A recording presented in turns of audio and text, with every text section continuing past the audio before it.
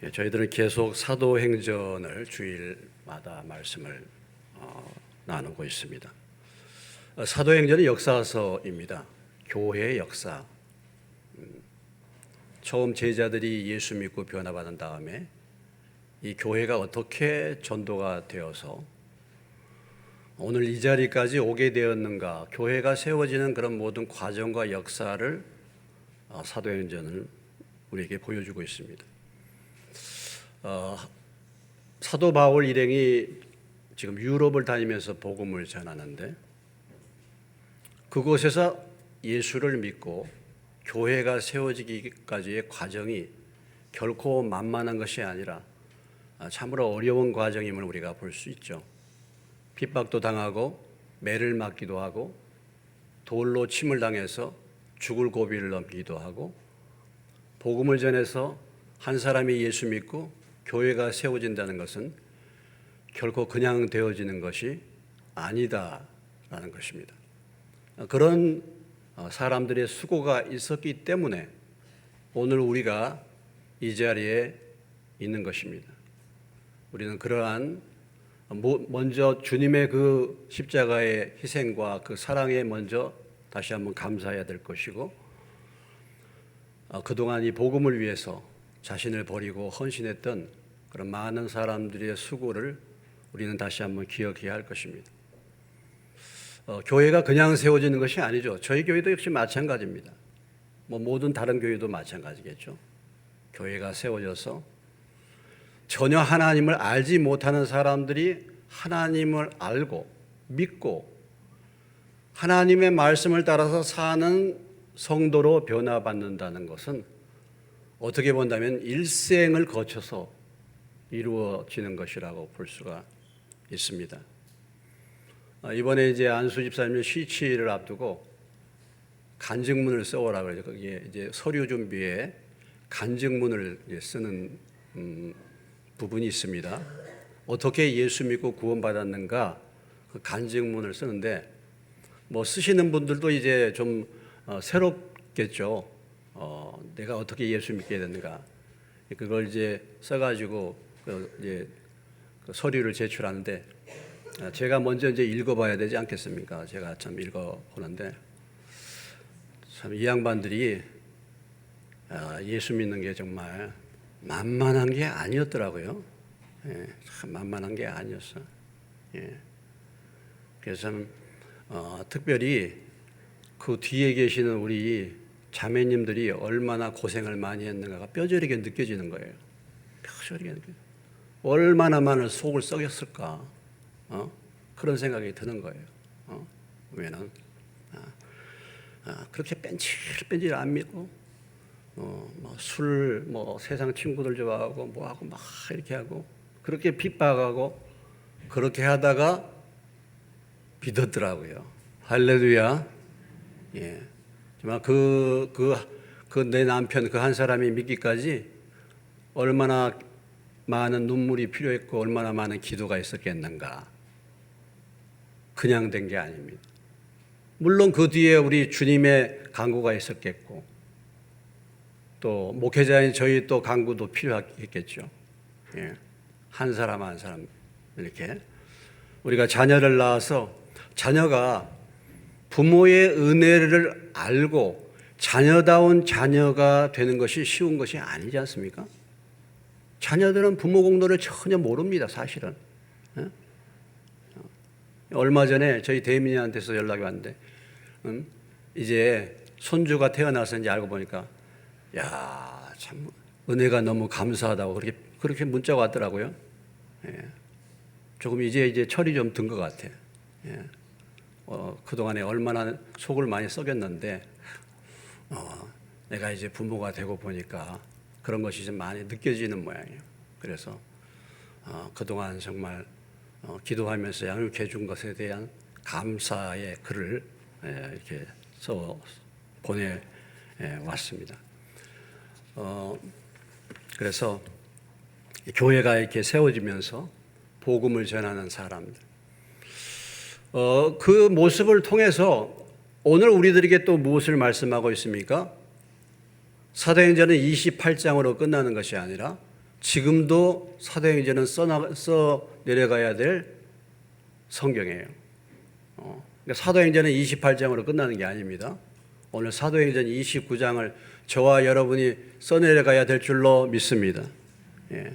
그러니까 이렇게 복음을 전해서 이렇게 교회가 세워졌으니까 너희들도 오늘 이 교회 가운데 너희도 동일하게 이 복음을 다른 사람들에게 전해서 또 다른 교회를 세우는 것, 이것이 우리들의 사명인 것을 이 사도행전을 통해서 우리에게 보여주고 있는 것입니다. 근데 복음을 전하는데 각 지역적마다 복음이 증거될 때에 그 복음을 증거하는 사람들이 잘못된 지식, 잘못된 복음을 이렇게 전달했기 때문에 문제가 많았던 것을 또한 살펴볼 수가 있습니다. 그 가운데 한 지역이 에베소 지역이었습니다. 에베소 지역. 이 에베소 지역의 오늘 사도행전 19장의 사건은 바울의 이제 3차 전도 여행 때 일어나는 전도의 중심 지역이 바로 이 에베소였죠.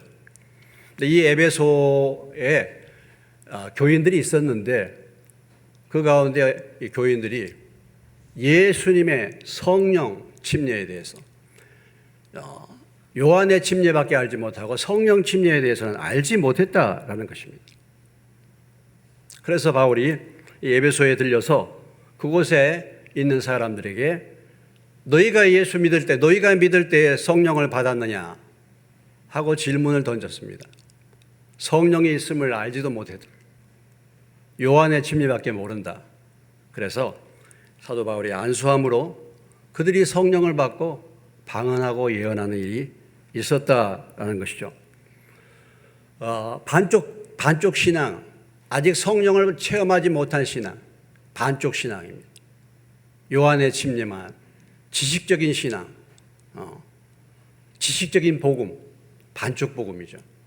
성령을 아직 받지 못한 그런 교회들이 있었다라는 것입니다. 그래서 바울이 특별히 이 에베소에 가서 성령 받기를 안수하며 기도할 때 그들이 성령을 받았는데 방언하고 예언하게 되었다라는 것입니다. 우리가 지난 시간에 어떻게 성령을 받는가 그런 부분에 대한 말씀들을 나누었습니다. 오늘 사도행전 19장 사도 바울이 안수할 때 성령을 받았고 사도행전 8장에 베드로와 요한이 사마리아에 예수 믿었다는 소문을 듣고 내려와서 안수할 때 성령을 받았고 고넬료의 가정에서 하나님의 말씀을 들을 때에 성령이 내려오셨습니다. 그리고 방언하게 됐다. 그래서 사도행전 2장에 오순절 마가의 다락방에 간절히 기도할 때 성령 받고 안수받을 때 성령 받고 말씀을 들을 때 성령이 임했다라는 것이죠. 여러분도 주님이 우리에게 약속하시지 않았습니까? 성령을 보내주시겠다고. 성령이 너에게 임하시면 너희가 권능을 받고 예루살렘과 온 유대와 사마리아와 땅끝까지 내 증인이 되리라고 약속하셨기 때문에 그 약속의 말씀을 믿고 성령을 사모하고 여러분이 기도하게 될 때 성령을 받게 될 줄로 믿으시기 바랍니다. 말씀을 들을 때 성령이 임하시는 역사가 일어나게 될 줄로 믿습니다. 아니면 여러분들이 모여서 같이 기도할 때 안수받을 때 성령이 임하게 되는 것입니다. 이것을 우리에게 보여주고 있어요. 성령을 받은 증거가 뭐냐? 성령을 받은 증거가 여러 가지로 많이 나타날 수 있는데 일반적으로 방언하게 되었다라는 것이죠. 방언하게. 오늘 이 에베소 교회에서는 방언과 예언을 하게 되었다라는 것입니다. 성령을 받을 때 충만함을 얻게 되고 능력을 받게 되고 사람들이 볼 때에 술 취하는 현상과 같은 것이었는데 일반적으로 눈으로 볼 때 방언을 받게 되었다라는 것이죠. 성령 충만, 성령이 임하는 증거로 혀를 지배하게 되는 거예요. 혀를. 그래서 우리가 창세기 11장에 보면은 사람들이 바벨탑을 쌓았어. 하나님을 대적하고 인간이 바벨탑을 쌓음으로 하나님이 언어를 혼잡케 했습니다. 그래서 언어가 다 달라지게 됐어요. 그런데 오순절 마가의 다락방에 그들이 간절히 모여서 기도할 때 성령이 임한 것입니다. 그래서 이제는 성령이 혀를 지배하게 된 거예요. 그래서 방언하게 된 것입니다. 이것의 의미가 무엇입니까? 그 방언으로 각지에서 온 모든 사람들이 자기 나라의 언어로 들을 수가 있게 되었다라는 것이죠. 그러니까 성령이 임함으로 말미암아 이제는 언어가 통일된 것을 우리에게 말씀해 주고 있는 것이죠. 성령의 침례는 영향력과 능력을 받는 수단은 아닙니다. 하나님의 영이 임재함으로 인해서, 하나님의 영이 강력하게 임재함으로 인해서 우리의 혀를 통제하는 수단으로 방언이 나타나게 되는 것이죠. 고린도전서 14장 1절로 5절 말씀에 보면은 사도 바울이 이렇게 기록하고 있어요. 고린도전서 14장 1절로 5절. 사랑을 추구하며 신령한 것들을 사모하되 특별히 예언을 하려고 하라. 방언을 말하는 자는 사람에게 하지 아니하고 하나님께 하나니 이는 아는 자가 없고 영으로 비밀을 말함이라. 그러나 예언하는 자는 사람에게 말하여 덕을 세우며 권면하며 위로하는 것이요 방언을 말하는 자는 자기의 덕을 세우고 예언하는 자는 교회의 덕을 세우나니 나는 너희가 다 방언 말하기를 원하나 특별히 예언하기를 원하노라. 만일 방언을 말하는 자가 통역하여 교회의 덕을 세우지 아니하면 예언하는 자만 못하니라 그랬어요. 사도 바울이 권면할 때 뭐라고 얘기했습니까? 나는 여러분이 다 방언 말하기를 원한다. 여러분이 다 방언 말하시기를 주의 이름으로 축원합니다. 주의 이름으로 축원합니다. 바울이 말하잖아요. 너희가 다 방언 말하기를 원한다. 그러나 특별히 예언하기를 원한다. 고린도전서 14장 18절에 바울이 이렇게 말합니다. 내가 너희 모든 사람보다 방언을 더 말함으로 하나님께 감사하노라 그랬어요. 바울은 지식적인 사람입니다. 바울은 정말 지식이네요. 공부 많이 한 사람이에요. 근데 바울이 이렇게 표현하고요. 자기는 다른 어떤 사람보다 무엇을 더 많이 말해? 방언을 더 말함으로 하나님께 감사하다 그랬어요. 이 바울의 고백이 여러분들의 고백이 되시길 주의 이름으로 축원합니다. 바울이 왜 이렇게 능력 있는 삶을 살았는가? 바울이 왜 이렇게 정말 그 어떤 사도보다도 귀한 하나님의 사역을 하며 풍성한 열매를 맺었는가? 여러 가지 이유가 있지만 오늘 이 고린도전서 14장 18절의 고백을 통해서 우리가 그 비결을 알 수가 있습니다. 바울은 어떤 사람들보다도 방언을 더 말하게 됐다라는 것이죠. 그래서 하나님께 감사한다 그랬습니다. 고린도전서 14장 39절로 40절의 말씀. 그런즉 내 형제들아 예언하기를 사모하며 방언 말하기를 금하지 말라. 모든 것을 품위 있게 하고 질서 있게 하라. 성경의 가르침입니다. 여러분 예언하기도 사모하시기를 주의 이름으로 축원합니다. 방언으로 자주 말하시기를 주의 이름으로 축원합니다. 그런데 이제 우리가 이 부분에 대해서 성령 받아서 방언을 말한다. 그래서 어떤 교단에서는 극단적으로 나가는 교단이 있어요. 그 사람이 방언을 못하면 구원받지 않았다. 이렇게 말하는 교단이 있습니다. 그것은 지나치게 나간 것이죠. 우리가 구원을 받았지만은 성령이 임하게 되면은 방언도 말할 수 있고 예언이 나타날 수도 있고 다른 또한 능력이 나타날 수도 있는 것입니다. 그래서 그 사람들이 12사람쯤 되었다라는 것입니다.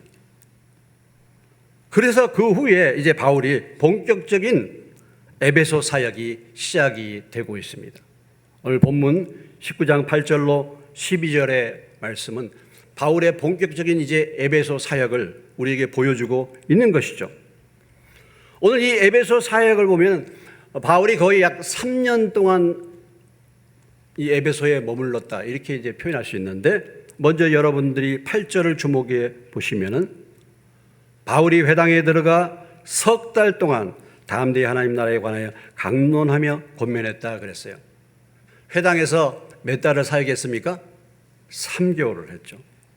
10절에 보니까 2해 동안 이같이 하니 아시아에 사는 자는 유대인이나 헬라인이나 다 주의 말씀을 들었다 그러니까 약 3개월 동안 에베소 지역의 회당에서 말씀을 전했고 그 후에 2년 동안 두란노 소원이라는 곳에서 말씀을 전했다. 이것이 이제 사도 바울의 에베소 지역에서의 사역입니다. 그 첫 번째 사역이 회당 사역이죠. 회당 사역. 바울이 회당에 들어가 이미 바울은 에베소 지역에 들렸을 때 이 회당에서 말씀을 가르친 적이 있습니다. 그 앞에 사도행전 18장 19절로 21절에 보면은 에베소에 와서 그들을 거기 머물게 하고 자기는 회당에 들어가서 유대인들과 변론하니 여러 사람이 더 오래 있기를 청하되 허락하지 아니하고 작별하여 이르되 만일 하나님의 뜻이면 너에게 돌아오리라 하고 배를 타고 에베소를 떠났다. 바울이 2차 전도여행을 마치고 돌아오는 길에 에베소에 이미 들려서 에베소 회당에서 말씀을 전했다라는 것입니다. 그래서 그 회당에서 회당에 있는 많은 유대인들이 말씀을 듣게 됐고 그 중에 어떤 사람들이 바울을 붙들고 은혜를 받은 사람들이라고 볼 수 있죠. 바울을 붙들고 이곳에 더 머물러 달라 요구했는데 바울이 말하기를 지금은 때가 아니다. 내가 가서 하나님의 뜻이면 다시 돌아오겠다라고 말한 다음에 다시 이제 하나님의 뜻을 따라서 돌아와서 회당에서 말씀을 전했다라는 것입니다. 바울의 복음 전도에서 출발한 항상 어느 곳이었습니까? 유대인의 회당이었습니다. 회당. 말씀 전하기 좋은 유대인들이 모이는 곳, 유대인들의 예배 장소. 그러니까 바울이 어느 곳을 가든지 첫 번째 티켓은 뭐냐? 첫 번째 타겟은 뭐냐? 첫 번째 타겟. 그것은 같은 동족 유대인들입니다. 유대인들을 찾아가서 회당에서 복음을 전하기 너무 좋지 않습니까? 그래서 항상 바울은 먼저 전도하기에 가장 좋은 지역인 이 회당에 들어가서 말씀을 전해 왔습니다. 3개월 동안 담대하게 하나님 나라에 대해서 강론하며 권면했다. 여러분, 사도 바울이 유대인 회당에서 말씀을 전하는 것이 무엇이겠습니까? 바로 예수가 그리스도요, 예수가 하나님의 아들 메시아, 예수가 그토록 기대하는 하나님의 아들 메시아, 우리의 구원자입니다. 이것을 말하지 않았겠습니까? 그 예수 그리스도를 믿으면 인간의 율법의 행위로가 아니라 그 예수 그리스도를 자기의 죄를 깨닫고 회개하고 예수를 믿으면 구원을 받는다. 이 복음을 바울이 이 회당에서 전했다라는 것이죠. 그런데 회당에서의 사역을 보면은 회당 사역에서 부정적인 반응과 긍정적인 반응이 나타나요. 근본적으로 회당 사역을 3개월 동안 할 수밖에 없고 회당에서 나올 수밖에 없는 상황이 벌어졌습니다. 바로 이 회당에 있던 어떤 사람들의 반응 때문에 그렇죠. 이미 우리는 사도행전을 통해서 계속해서 회당 사역을 할 때 그곳에서 꼭 바울의 말씀에 대해서 하나님의 진리의 말씀을 대적하는 자들이 있었다라는 것을 자주 보아왔습니다. 에베소 지역도 역시 다를 바가 없었죠. 오늘 어떤 사람들이 이 에베소 회당에 있었습니까? 유대인 회당에 있었습니까? 9절 말씀 보면은 어떤 사람들은 마음이 굳어 순종하지 않고 무리 앞에서 이 도를 비방했다 그랬습니다. 회당에 있는 사람들, 어떤 사람들, 그 사람들은 어떤 사람들이겠습니까? 유대주의자들, 율법주의자들이죠. 율법주의자들, 구약에 붙들려 있는 사람들, 율법주의자들, 자기의 의의를 자랑하는 자들, 이런 그들이 바울을 대적했다. 하나님의 말씀을 대적했다라는 것입니다. 이들이 하나님의 말씀을 대적하고 바울을 대적한 이유가 무엇입니까? 하나님의 말씀을 회방한 이유가 무엇입니까? 오늘 9절 말씀, 마음이 굳었다. 마음이 굳었다. 마음이 경직되었다. 마음이 완악해졌다. 이런 표현입니다. 마음이 완고해졌다라는 것입니다. 완고해졌어요. 그래서 이 마음이 완고함으로 인해서 불순종이 일어나고 불순종이 비방하고 회방까지 진행이 된 것이다라는 거죠. 여러분, 신앙의 가장 중요한 부분이 무엇입니까? 우리의 마음인 줄로 믿으시기 바랍니다. 가장 복 중의 복이 무엇입니까? 심령이 가난한 복인 줄로 믿으시기 바랍니다. 가장 복 중의 복은 심령이 가난한 복. 예수님이 팔복을 얘기할 때 맨 처음에 뭐라고 얘기했어요? 심령이 가난한 자가 복이 있다. 신앙생활은 하나님께서 우리의 마음을 연단하는 것이 신앙생활이다 이렇게 말했어요. 풀무는 금, 은을 연단하지만 하나님은 우리의 마음을 연단한다 그랬어요. 신앙생활은 사실 우리의 마음을 연단하는 것입니다.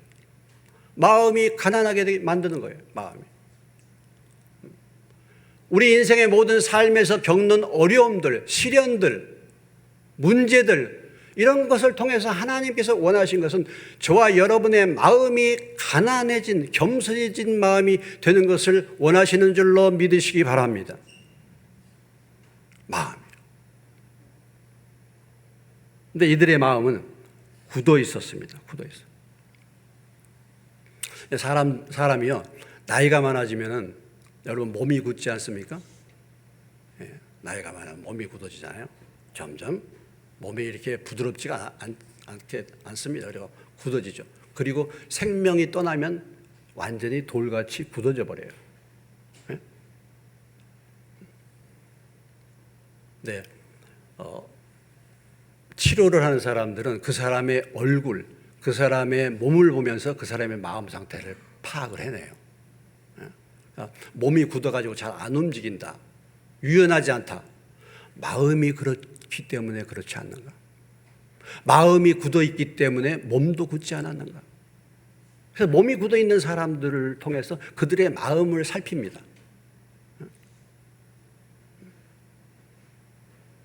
마음이 굳어지면 여러분 얼굴도 우리가 굳어지지 않습니까?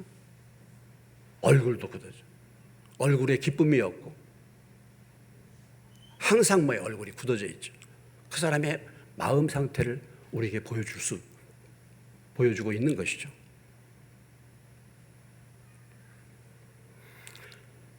이런 사람들이 있었대요. 그러면은 믿음의 사람들, 여기 보면은 제자들이 따로 있었죠. 믿는 사람들이죠. 같은 회당에 있었지만 하나님의 말씀을 듣고 주님의 제자가 된 사람들이 있었습니다. 이런 사람들은 반대로 우리가 생각해 보면 그들의 마음은 부드러웠다라는 거죠. 그들의 마음은 겸손했다라는 것이죠. 그들의 마음은 가난했다라는 것입니다. 그렇기 때문에 순종하게 되는 거예요. 그렇기 때문에 증인이 되는 것입니다. 여러분, 우리가 하나님의 말씀을 받을 때 왜 순종하지 않는가? 마음이 굳었기 때문에 그래요, 사실은요. 자기 고집과 자기 생각으로 마음이 굳어있기 때문에 하나님의 말씀에 불순종하는 것입니다. 이들이 왜 마음이 굳었습니까? 이 자리에 있던 많은 유대인들 가운데 어떤 사람들 왜 마음이 굳었습니까? 그들이 붙들고 있는 구약, 율법으로 그들의 심령이 가득 차 있기 때문에 진리의 말씀을 받을 수가 없었던 거예요. 자기의 의가 가득 차 있기 때문에 하나님의 말씀이 들리지 않는 거예요. 우리도 그럴 수 있습니다. 아직도 내 마음에 세상 것들이 가득 차 있어요. 세상의 지식이 가득 차 있어요.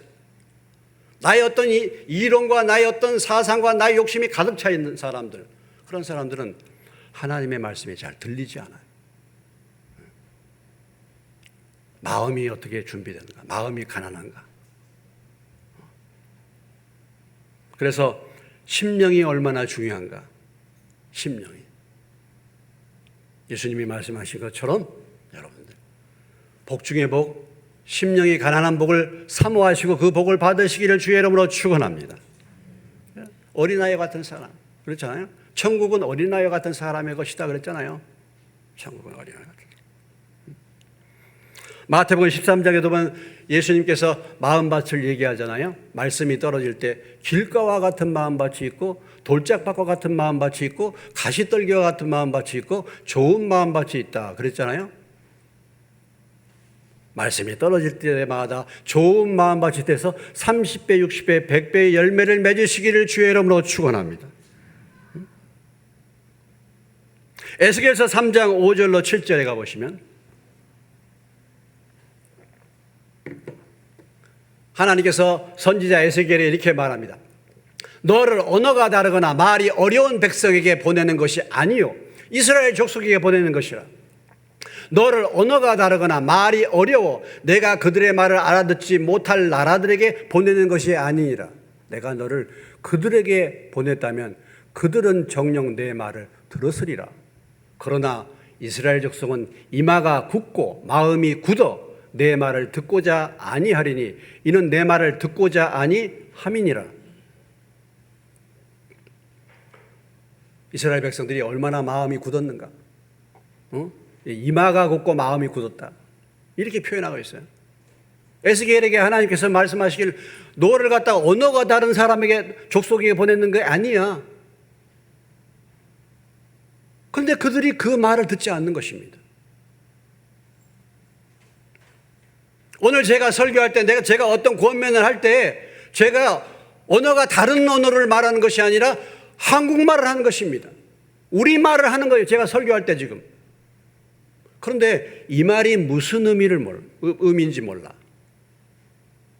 그리고 어떤 경우에 보면 권면하는데도 그 권면의 말이 무슨 말인지를 알아듣지 못한 사람들이 많이 있어요.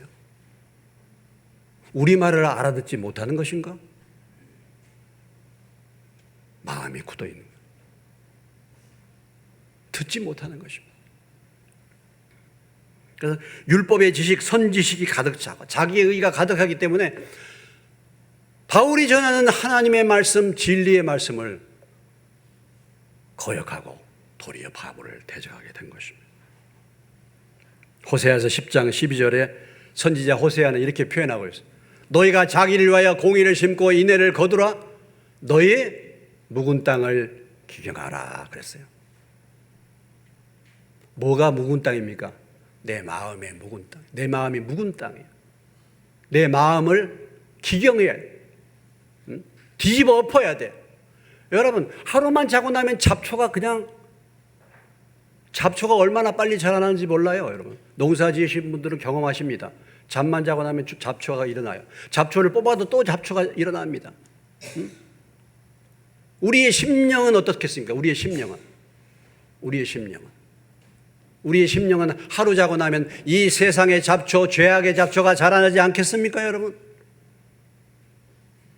내 심령의 밭을 기경해야 뒤집어 엎어. 그래서 잡초를 뽑아내야.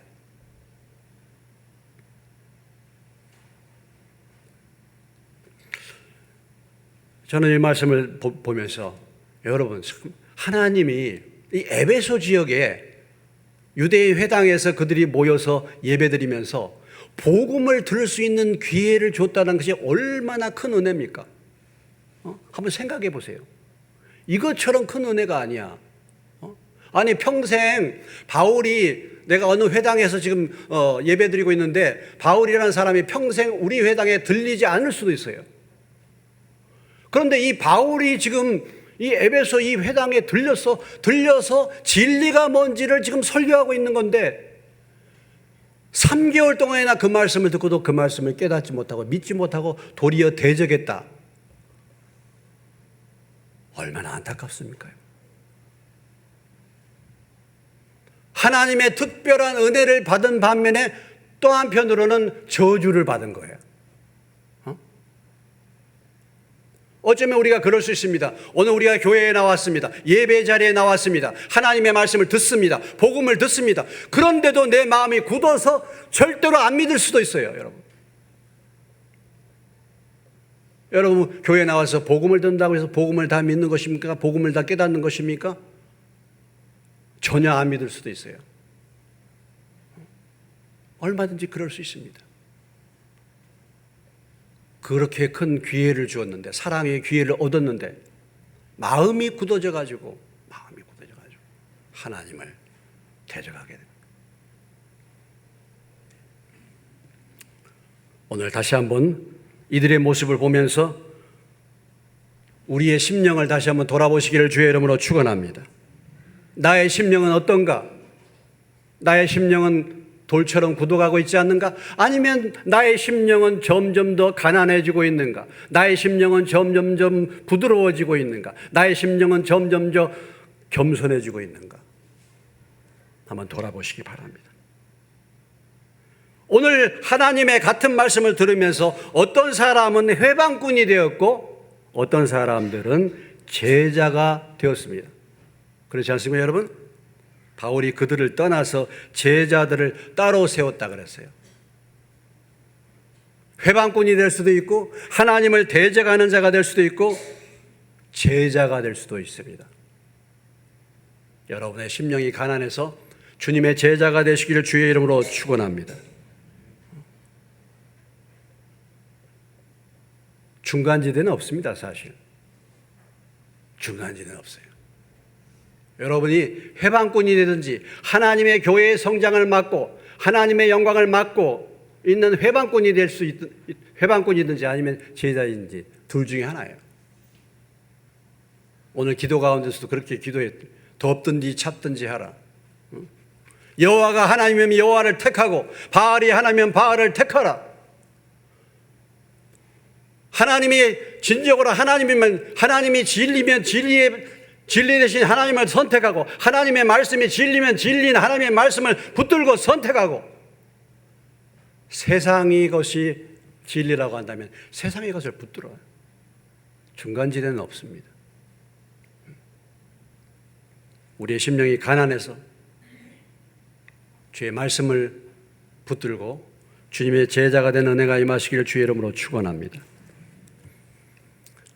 3개월 동안 회당 사역했는데 도저히 그들이 회방함으로 그곳에 거할 수가 없어서 오늘 바울이 따로 제자들을 데리고 나와서 두란노 소원이라는 곳에서 날마다 하나님의 말씀을 가르쳤다 그랬어요. 몇 해 동안을 가르쳤습니까? 2해 동안 가르쳤어요. 아마 바울이 이 3개월 동안 회당 사역하면서 많은 논쟁을 했을 것입니다. 논쟁을 하면서 타협이기도 하고 권면하기도 하고 했을 거예요. 그런데 개선의 여지가 없는 사람이 있어요. 진리의 귀를 막는 사람들이 있습니다. 그런 사람들과의 관계는 이제 어떻게 할 수 없는 것이죠. 그럼에도 불구하고 계속 회방하고 비방합니다. 그럴 때에 그들을 떠났다라는 거죠. 떠났어요.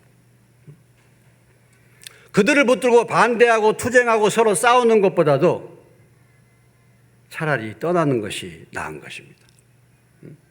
비판과 투쟁보다도 새 일을 시작하는 것이 더 중요한 거예요. 거기 머물면서 논쟁에 빠져서 있는 것보다도 논쟁 때문에 해야 할 일을 중단하는 것보다도 그래서 시간을 낭비하는 것보다도 새 일을 행하는 것이 더 필요합니다. 그래서 바울은 거기에서 따로 나왔어. 그래서 두란노 소원이라는 곳에서 하나님의 말씀을 가르치게 된 것입니다. 고린도후서 6장 14절로 18절의 말씀입니다. 고린도후서 6장 14절로 18절 말씀.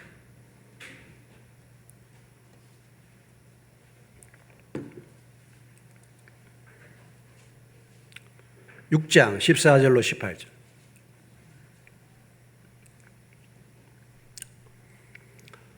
그 말씀에 보면 너희는 부정한 것을 만들지 말고 너희는 믿지 않는 자와 멍에를 함께 매지 말고 의와 불법이 어찌 함께하며 빛과 어둠이 어찌 사귀며 그리스도와 벨리알이 어찌 조화되며 믿는 자와 믿지 않는 자가 어찌 상관하며 하나님의 성전과 우상이 어찌 일치가 되리요. 우리는 살아계신 하나님의 성전이라. 이와 같이 하나님께서 이르시되 내가 그들 가운데 거하며 두루 행하여 나는 그들의 하나님이 되고 그들은 나의 백성이 되리라. 그러므로 너희는 그들 중에서 나와서 따로 있어라.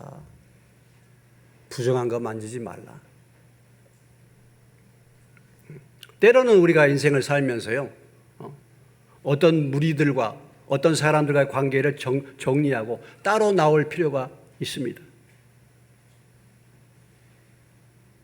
디모데후서 2장 22절에 내가 청전의 정욕을 피하고 주를 깨끗한 마음으로 부르는 사람들과 함께 사랑과 믿음과 화평을 쫓으라. 믿음과 사랑과 화평을 따르라 말했어요. 주를 깨끗한 마음으로 부르는 사람들과 함께 모이는 것의 중요성을 말해주고 있습니다. 제가 몇 차례 얘기했지만 옛날에 제가 예수 믿기 전에 술 친구들 많이 있었다 그랬지 않습니까? 정말 뗄래야 뗄 수 없는 친구들, 술 친구 2명. 예수 믿고 난 다음에 그래도 그 친구들과의 만남을 끊을 수가 없어가지고 제가 계속 모였었죠. 물론 제가 술은 안 마십니다. 그런데 어느 날 하나님께서 제게 말씀해 주셨어요. 이제 그곳에서 따로 나와라. 따로 나와서 하나님의 일을 열심히 하라. 그래서 제가 하나님의 일을 열심히 할 때 하나님께서 자연스럽게 그런 문제들을 정리해 주시고 하나님의 일을 할 수 있도록 그렇게 인도를 해 주셨습니다. 오늘 이 두란노 사원, 따로 세워서 나오는 이 두란노 사원, 서원이란 말의 의미는 헬라어로 스콜레인데 스콜레, 여기에서 영어 스쿨이 시작이 됐습니다. 그러니까 이 두란노 서원이라는 곳은 두란노라는 사람이 경영하는 그런 어떤 그 학원 같은 곳인데요. 여기에서 강의도 있고 세미나도 있고 그런데 특별히 빈 시간대에 오전 11시부터 오후 4시까지 그렇게 일반적으로 비어 있었대요. 그 시간을 이용해 가지고 바울이 제자들을 따로 불러 모아 가지고 말씀을 집중해서 훈련을 시켰습니다. 2년 동안 말씀을 훈련시켰죠. 자, 2년 동안 말씀을 언제 가르쳤습니까? 9절 후반부에 두란노 서원에서 날마다 강론했다 그랬어요. 날마다. 오전 11시부터 오후 4시까지 물론 식사하고 잠깐 쉴 수도 있었겠죠. 그러나 하루에 몇 시간씩 날마다 하나님의 말씀을 가르침으로 말미암아 그 결과로 아시아에 있는 모든 사람들이 하나님의 말씀을 듣고 하나님의 능력이 나타나게 되었다라는 것이죠. 그래서 복음의 사역이 더욱 왕성하게 이루어졌다라는 것입니다. 오늘 우리가 말씀을 대하는 우리의 삶의 형편은 어떻습니까? 일주일에 한 번 오늘 주일날 나와서 하나님의 말씀을 듣는 것이 전부입니까? 어떻습니까, 여러분? 오늘 하나님의 말씀을 접하는 시간이 일주일에 딱 한 번 주일 예배 때 나와서 듣는 시간이 전부라고 한다면 우리는 결코 변화될 수 없습니다. 우리는 결코 이 세상에서 믿음의 삶을 살 수가 없습니다. 결코 우리는 승리하는 삶을 살 수가 없습니다. 결코 우리는 제자다운 삶을 살 수가 없습니다. 아니, 일주일에 한 끼 먹고 어떻게 삽니까? 여러분, 신천지가 왜 강한 이단입니까? 그들이 6개월 동안 매일같이 엉터리 성경을 매일같이 배우지 않습니까? 엉터리 교리를 6개월 동안 배우니까 그 교리에 완전히 세뇌가 되는 것입니다.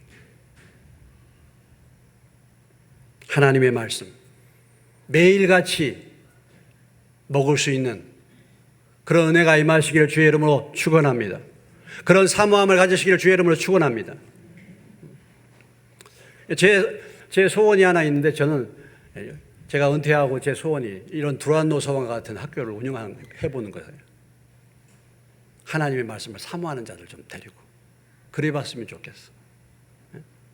하나님의 말씀을 배우기를 원하는 사람, 사모하는 사람, 이런 사람을 데리고 창세기부터 계시록까지 하나님의 말씀을 가르치면 좋겠어요.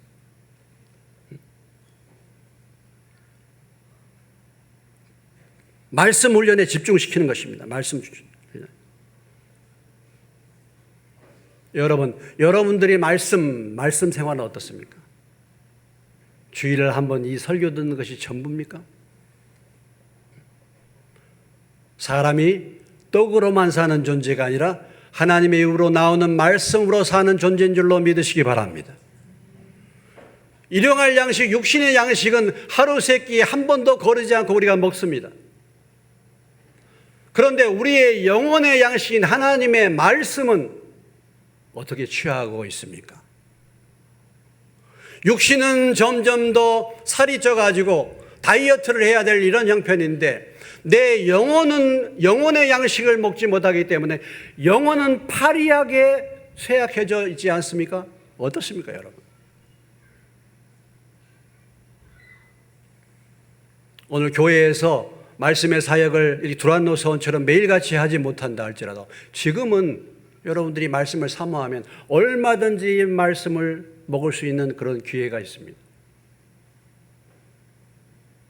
모든 사람에게 성경이 다 주어졌습니다. 날마다 하나님의 말씀을 읽으시고 하나님의 말씀을 공부하시고 하나님의 말씀을 암송하시고 하나님의 말씀에 순종할 수 있는 저와 여러분 되시기를 주의 이름으로 축원합니다. 말씀이 없어요. 말씀. 오늘날 이 교회의 비극이 무엇입니까? 오늘날 이 교회의 위기가 무엇입니까? 말씀이 없는 거예요. 말씀을 사모하지 않습니다. 이것이 오늘의 우리 교회의 비극입니다.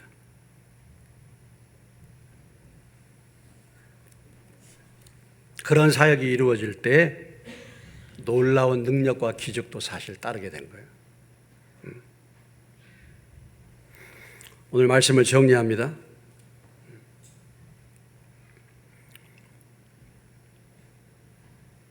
오늘 두란노 서원에 모였던 제자들처럼 하나님의 말씀을 간절한 마음으로 사모할 수 있는 저와 여러분 되시기를 주의 이름으로 축원합니다. 그래서 마음이 돌같이 굳어지지 않고 마음이 가난하고 겸손하여 하나님의 말씀을 먹음으로 말미암아 그 하나님의 말씀을 주변에 증거하고 그 하나님의 말씀을 믿는 믿음으로 능력이 나타나서 복음의 증인될 수 있는 저와 여러분 되시기를 주의 이름으로 축원합니다. 우리 교회가 그런 교회로 쓰임받는 교회가 될 수 있도록 기도해 주시기를 주님의 이름으로 부탁합니다. 기도하시겠습니다.